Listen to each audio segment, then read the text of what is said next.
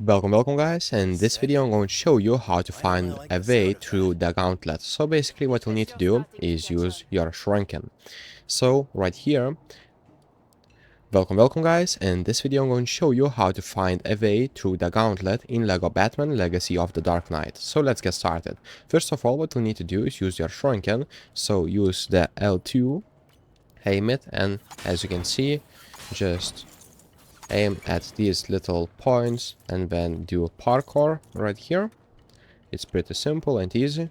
And now what we need to do is right here is just point to this one, then jump it, okay, on another, then on this solid parkour tab.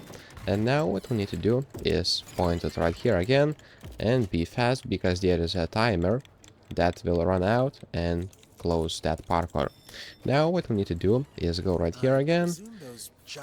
Those are simple. So as you can see, now you'll need to jump, wait for this thing to be on the side, and then jump again. Okay, and now what we'll need to do is run right here to the spikes, and you'll see we need to aim right here, and now be fast and just run it. As you can see, those spikes will go back. Okay, now just use L1